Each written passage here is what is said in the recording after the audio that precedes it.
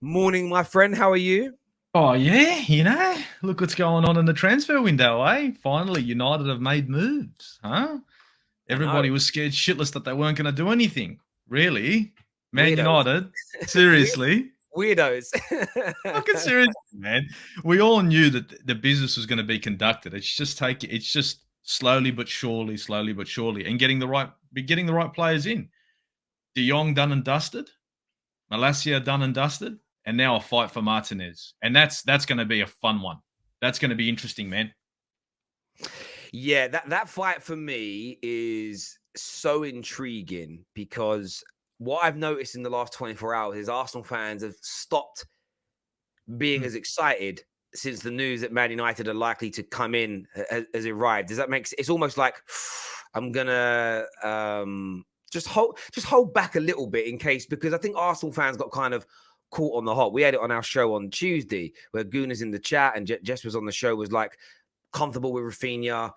Where's the space for him at Chelsea? Did, and literally an hour after the show finished, bang, Chelsea had a bid accepted. Mm. And I think that that's the kind of concern for Gooners. But how confident are you at this moment that if Man United get a bid accepted, that you'll match the bid and or be able to get it over the line? Well, the jump for Rafinha was a big money spend for a player that maybe, I'll be honest, we didn't really need. Okay, it's the icing on top of the cake. But now that you pull that money away from Rafinha, and you look at the mathematics, Arsenal need a number 8 and they need a left back. If you think about the money that we need to spend on Rafinha, it's doable if you split the money down. So Tielemans is still doable, and this deal for Martinez is definitely doable, and it would be a fucking good spend if we got that player. And I think right now, I don't think Mikel Arteta is looking for squad depth as a sense. I think he's looking for when Tini gets injured, this guy comes in and he starts, and there's a chance that Tini won't get back in the squad. Yeah, no, listen. I think that's could be true. I think with this, Lissandra, again, if this is where Arsenal fans have got to keep the pressure on the neck, the same as United fans with the Glazers. If you were Mm. willing to pay 50 million, 55 million for Rafinha and you miss out, that money's there available. It's like you have to go and get other targets. Mm. I think with Lissandro Martinez, people speak about him speaking DM left back. So I went and had a look in the last 3 seasons. Predominantly plays centre back. Last year, every game in terms of starting, he might have got moved in there during games, but he Mm. started centre back. I think it really depends. This is where like Paul is overrated. I think what a lot of it's going to come down to is the package, and not just money, but we want you to be a starting centre back versus Mm. we want you to be a versus. So most Gooners have sort of suggested he'll be covering centre back, left back, DM.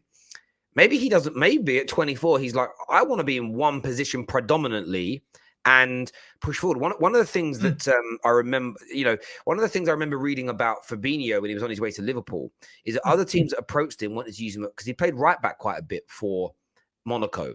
Teams are talking about him being versatile. Some were talking about using him as a right back. And he was like, I want to be a DM. I don't want to be a right back. Where Liverpool said, we are going to, barring injury, we're going to utilize you in that middle. So it wasn't even just the money and, okay, Liverpool were brilliant, doing brilliant at the time.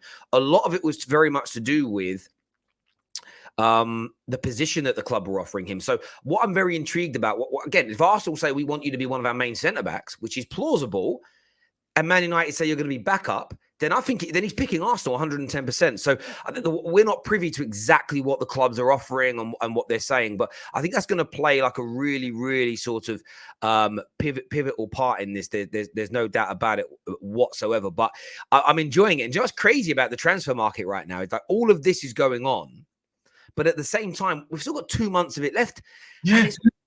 there is a feeling, and I think we have to calm ourselves down. It feels like it's nearly deadline day, Yeah.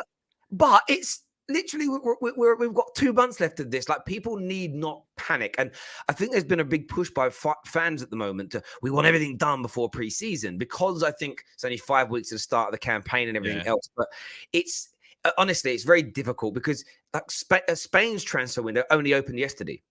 So there's Mm. so many kind of knock-on effects and everything else kind of going on in these areas at the minute. It's such an interesting one for me. It really, really is. But are you still comfortable with what Arsenal are kind of doing?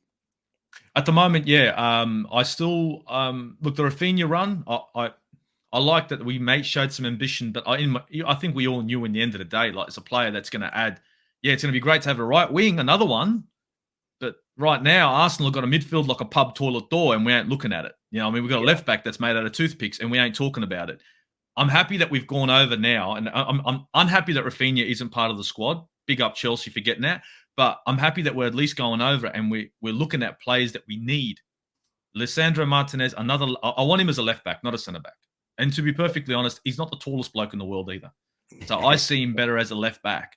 But I'd like to see Arsenal start focusing on the positions that we require players in, not just going for anyone that's available, but literally, we need a number 8, go out and get a number 8.